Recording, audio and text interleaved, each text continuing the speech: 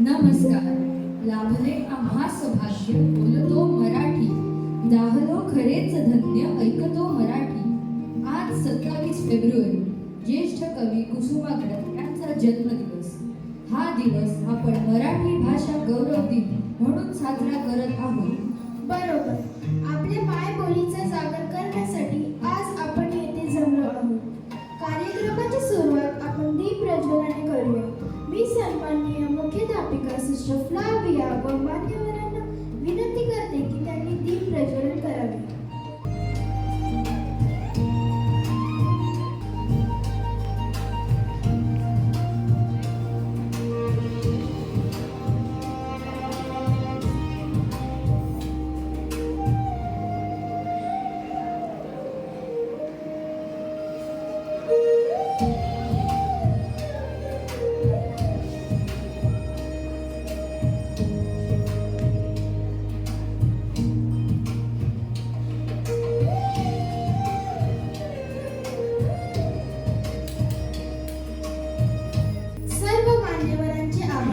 आदरणीय मुख्याध्यापक, मान्यवर शिक्षक आणि माझ्या प्रिय मित्रमैत्रिणींनो, आज आपण येथे अत्यंत अभिमानाचा दिवस साजरा करण्यासाठी एकत्र आलो आहोत. मराठी भाषा दिन. हा दिवस महान कवी, साहित्यिक आणि ज्ञानपीठ पुरस्कार विजेते विष्णू वामन शिरवाडकर कुसुमाग्रज यांच्या जयंतीनिमित्त साजरा केला जातो. मराठी भाषा हे केवळ संवादाचे साधन नसून आपल्या संस्कृतीची, परंपरेची आणि अस्मितेची ओळख आहे.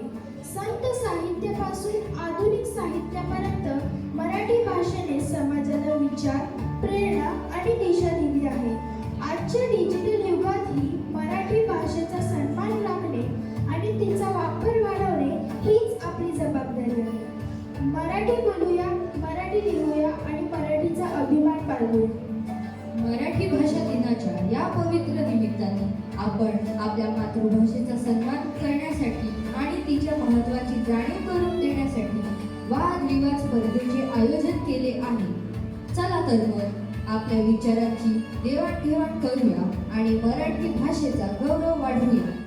प्रत्येक स्पर्धेचा आत्मा म्हणजे परीक्षा. त्यांच्या मार्गदर्शनामुळे स्पर्धकांना योग्य दिशा मिळते.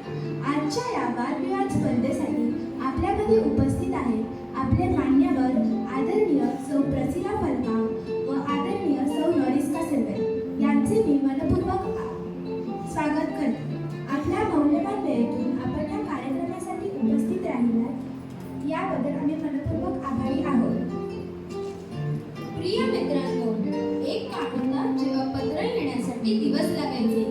आज एका सेकंदात संदेश जगाच्या कुठल्याही कोपऱ्यात पोहोचतो. एक काळ होता जेव्हा माहिती मिळवण्यासाठी ग्रंथालय जावं लागायचं. आज संपूर्ण जनसागर आपल्या मोबाईलमध्ये आहे.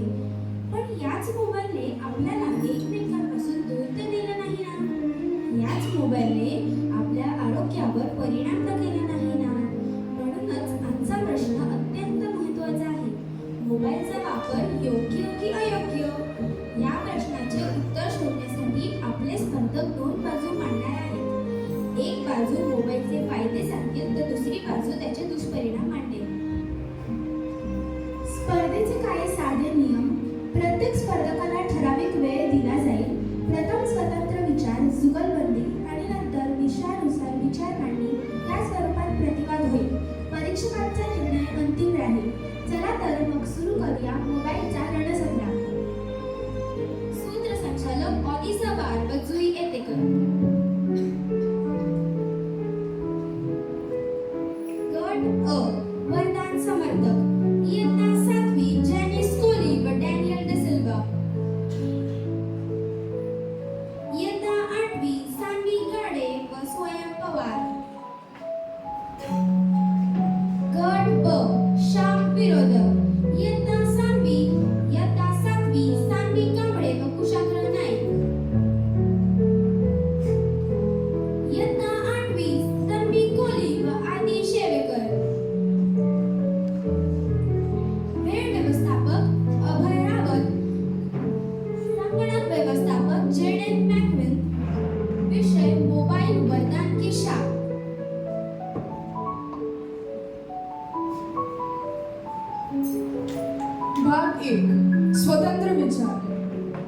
दोन्ही गटातील 2 स्पर्धक स्वतःचे विचार प्रत्येकी 1 मिनिटात मांडतील.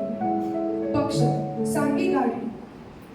आदरणीय परीक्षक आणि माझ्या मित्रमैत्रिणींनो, आज मी मोबाईलचा वापर करणे योग्य आहे या पक्षात माझे मत मांडत आहे. आजच्या डिजिटल युगात मोबाईल फक्त संवादाचे साधन नाही, तर शिक्षण, माहिती आणि प्रगतीचे प्रभावी माध्यम झाले आहे. शिक्षण वर्ग, शिक्षण ॲप्स, व्हिडिओज, लेक्चर्स यामुळे शिक्षण सोपे झाले आहे. इंटरनेटमुळे जगभरातील माहिती काही सेकंदात उपलब्ध होते. शिक्षण, बँकिंग, व्यवहार, तिकिटिंग इत्यादी कामे घरबसल्या करता येतात. दूर असलेल्या नातेवाईकांची व मित्रमैत्रिणींशी सहज संपर्क साधता येतो. म्हणून योग्य मर्यादेत व योग्य उद्देशात मोबाईलचा वापर करणे योग्य आहे. धन्यवाद. स्वयं पवार. सर्वांना नमस्कार. मी मोबाईलच्या योग्य वापराचे समानार्थ बोलत आहे. मोबाईल हा आधुनिक जीवनाचा अविभाज्य भाग बनला आहे. तो आपल्याला वेग, सुविधा आणि संधी देतो. माझे मुद्दे: ऑनलाईन शिक्षणाची संधी, विशेषतः कोविड काळात शिक्षणामुळे मोबाईलनी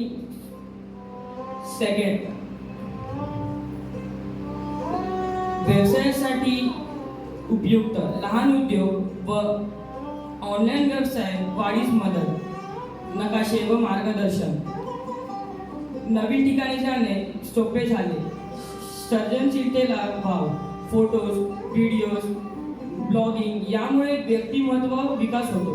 म्हणून मोबाईल चुकीचा नाही व त्याचे गैरवापर चुकीचे आहे. धन्यवाद.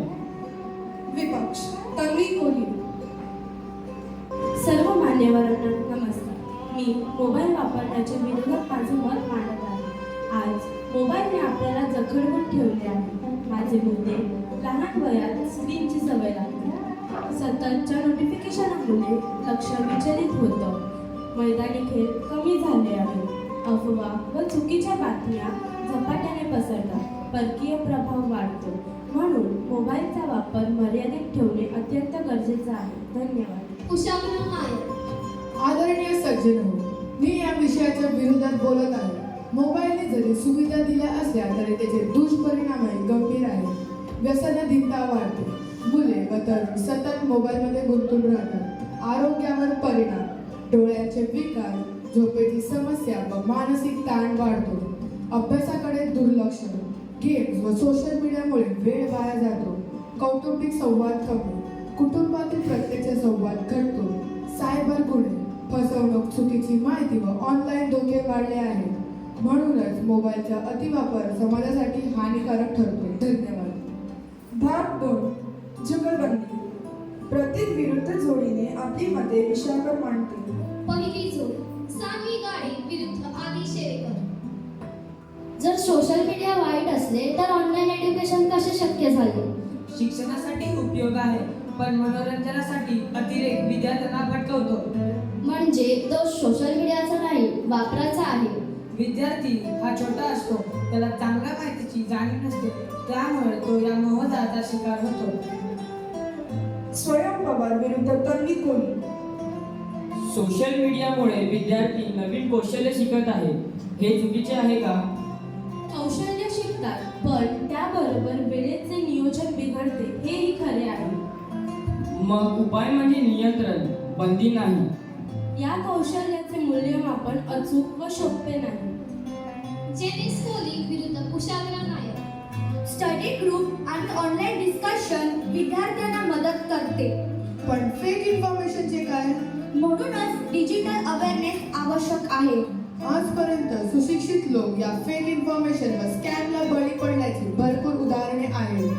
डॅनियल बेसलबा विरुद्ध सान्वी कांबळे. सोशल मीडिया योग्य वापरण्यास विद्यार्थ्यांचे भविष्य घडतो आणि चुकीचा वापर केल्यास बिघडवतो. म्हणून निश्चय आपल्या हातात आहे. म्हणूनच कोविड काळी ऑनलाईन डिग्री ही बहुतांशी गृहीत धरत नाही. भाग 3 प्रत्येक गटातील एक जण जोडीने दिलेल्या ठराविक विषयावर विचार मांडतो. पहिली जोड शिक्षण आणि आरोग्य. सान्वी गाडी.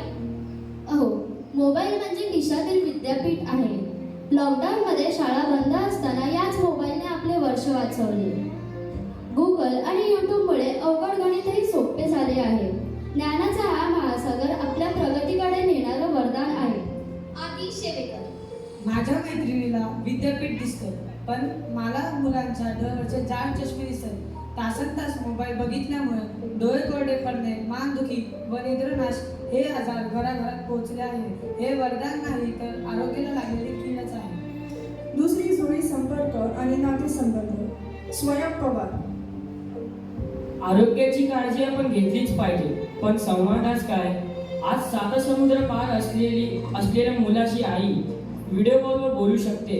हे फक्त मोबाईलमुळे शक्य झाले आहे. संकट परिस्थितीत मदतीसाठी धावून येणारा हा आपला सगळ्यात जवळचा सोबती आहे. तन्वी कोहली. जगाशी जोडलं जाताना आपण आपल्या शेजाऱ्यांना आणि घरातल्या माणसांना विसरलो आहोत. एका सोफ्यावर 4 जण बसून 4 मोबाईलमध्ये आहेत. ह्याला संवाद म्हणायचा का? मोबाईलने मनामनातल्या भिंती उंच केल्या आहेत. तिसरी जोडी आर्थिक व्यवहार आणि गुन्हेगार. जेनिस कोहली. हो, आता बँकेत रांगेत लागण्याचे दिवस संपले. गुगल पे किंवा फोन पे मुळे चहाच्या टपरीपासून ते मोठ्या मॉलपर्यंत संपर्क व्यवहार होते. रेल्वे तिकीट असो व लाईट बिल सर्व घरभर बसले आहे. हा पैशांचा वाचव आणि घरातील हे होते. धन्यवाद. कुशाग्र नायक. सुविधा आहे पण धोका किती? एका चुकीच्या लिंकवर क्लिक केलं की आयुष्यभराची कमाई एका मिनिटात गायब होते. मोबाईलमुळे आपले सायबर गुन्हे व ऑनलाईन फ्रॉडमुळे सामान्य माणूस भांबवला आहे. हे वास्तव वैयक्तिक माहिती आता बाजारात विकली जात आहे. चौथी जोडी मनोरंजन आणि सामाजिक परिणाम. डॅनियल डिसिल्वा. मोबाईल हे मनोरंजनाचे स्वस्त साधन आहे. गाणी ऐकणे, रीलच्या माध्यमातून जगासमोर कला मांडणे यामुळे मोबाईलने प्रत्येकाला प्रोत्साहन दिले आहे. शेतकरी, व्यापारी प्रत्येकाला हवी ती माहिती आता त्यांच्या भाषेत पण मिळत आहे. सान्वी कांबळे. मनोरंजन नावाखाली जो वेळेचा अव्यय सुरू आहे त्याचं काय? रील्स बघण्यात तरुण पिढी तासनतास वेळ वाया घालवत आहे. मैदानी खेळ संपले, वाचन संस्कृती बुडाली आणि व्हॉट्सअपवरच्या अफवांमुळे समाजात भांडणं लागली. मोबाईल हे प्रगतीचे साधन कमी आणि विनाशाचं कारण जास्त ठरत आहे. सर्व स्पर्धकांसाठी जोरदार टाळ्या.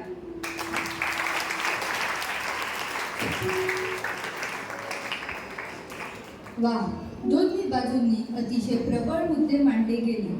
विज्ञानाने आपल्याला मोबाईल दिला, पण त्याचा वापर शाप म्हणून करायचा की वरदान म्हणून हे आपल्या हातातील बोटं ठरवतात. अतिवापर टाळला तर मोबाईल आपला मित्र आहे, अन्यथा तो शत्रू ठरू शकतो. एकीकडे माहितीचा खजिना आणि संपर्क आहे, तर दुसरीकडे आरोग्याचे नुकसान आणि आभासी जग आहे. यावरून एकच निष्कर्ष ठरतो, मोबाईल हा एक चांगला नोकर आहे, पण एक अत्यंत वाईट मालक आहे.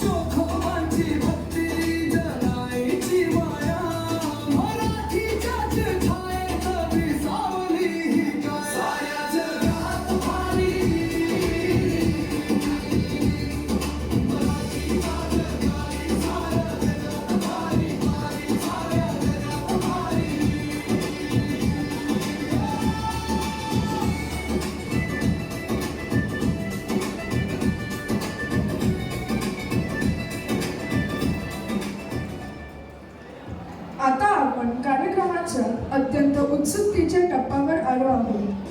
पारितोषिक वितरण सोहळा. आजच्या वादविवाद स्पर्धेत सर्व स्पर्धकांनी अत्यंत आत्मविश्वासाने प्रभावी शैलीत उत्तम विचार मांडले. आपल्या मान्यवर परीक्षकांनी मंचावर येऊन संदेश द्यावा व विजेते घोषित करून स्पर्धकांना पारितोषिक प्रदान करावे. Okay, I call upon Miss Priscilla and Miss Doriska come together. We announce the winners of today's Marathi Divas, debate competition. Hello, तुम्हाला सर्वांना मराठी येते का? नाही, कारण तुम्ही इंग्रजीमध्ये शिकत आहात त्यामुळे तुमची मराठी जरा कमजोर झाली आहे का? नाही. आता जी मुलं बोलली ती तुम्हाला कशी काय वाटली? मस्त बोलले ना, न अडखळता बोलले. मराठी भाषा कधी विसरायची नाही. मराठी आपल्याला कुठे उपयोगी पडते. तर आता जे स्पर्धक आहेत त्या सर्व मुलांनी मराठीमध्ये जे बोललं ते मला खूप आवडलं. तर मराठीला विसरू नका. इंग्रजी जरी तुम्हाला येत असलं तरी मराठी सुद्धा आपल्याला तितकंच आलं पाहिजे. ओके, आता आम्ही नंबर काढलेले आहेत. आता तुम्ही मला सांगा का ह्या दोन गटामध्ये विजेता गट कोण असणार? सांगा. विजेता गट कोणता? कोणता? अ की ब? अ कोणाला वाटतं? हात वर करा.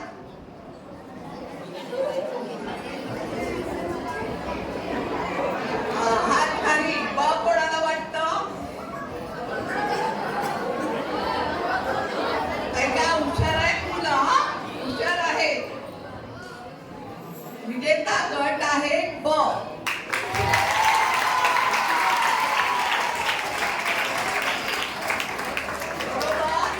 मुलांनी बरोबर ओळखलं म्हणजे टीचरांनी पण बरोबर दिली. बरोबर की नाही?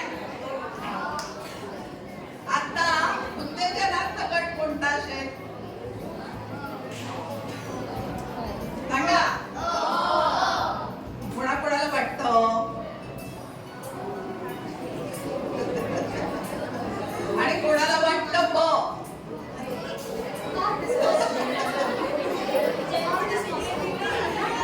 रॉंग. उत्तेजनाचा गट आहे अ.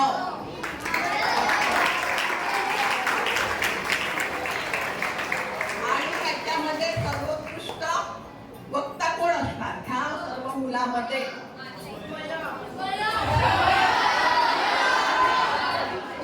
सांगा, ओळखा बरं.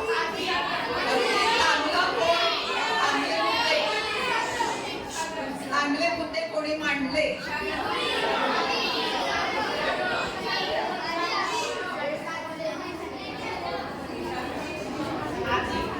कोणी?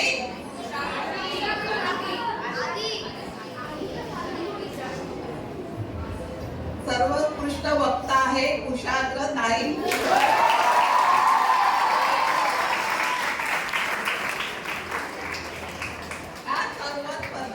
मी अभिनंदन करते. सर्वांनी चांगलेच मुद्दे मांडलेले आहेत. पण आपल्याला कोणाला तरी बक्षीस द्यायला पाहिजे की नाही? सगळ्यांना देऊन चालेल का? मग कोणतरी हरणार, कोणतरी जिंकणार.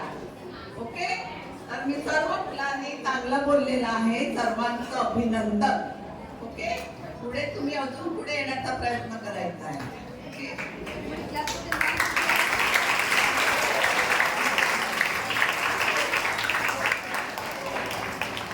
Thank you, Priscilla, for announcing the winners of today's debate competition.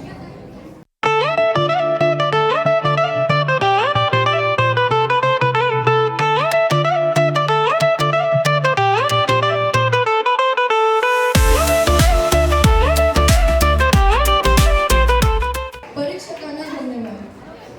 मान्यवर परीक्षक, मुख्याध्यापक, शिक्षक आणि माझे प्रिय मित्रमैत्रिणी, आजचा मराठी भाषा दिनाचा कार्यक्रम यशस्वीपणे पार पाडण्यासाठी अनेकांचे सहकार्य लाभले. सर्वप्रथम आपल्याला कार्यक्रमाला उपस्थित राहून वादविवाद स्पर्धेचे निष्पक्ष स्पर्धकांना प्रोत्साहन दिल्याबद्दल मान्यवर परीक्षकांचे आभार. या कार्यक्रमाचे यशस्वीपणे पार पाडण्यासाठी मेहनत घेतलेल्या सेवकांचे, विद्यार्थ्यांचे आणि सहभाग घेतलेल्या स्पर्धकांचेही मनापासून अभिनंदन व आभार. शेवटी उपस्थित राहून कार्यक्रमाला शोभा वाढवल्याबद्दल आपणा सर्वांचे धन्यवाद. मराठी अभिमानाची कविता, मराठी माझी मायबोली, गोड तिचा प्रत्येक शब्द, भावनांची साजरी ओंजळ, संस्कृतीची अमृत सुगंध, संतांच्या ओव्या, कवडीची गाणी, ज्ञानाचा उजळतो दीप, इतिहासाच्या तेजस्वी वाटा. मराठी ठेवतो जिवंत रूप, शब्द तिचे साधे पण सामर्थ्य मोठे, मनाला देतात उभारी. मराठी बोलणे हा अभिमान, हीच आपल्या ओळखीची शान भारी. चला जपूया मराठी भाषा, प्रेमाने करूया सन्मान. मराठी आहे आपली शान, मराठी आहे आपला अभिमान. सर्वांनी शांतपणे महाराष्ट्र गीतासाठी सावधान उभे राहावे.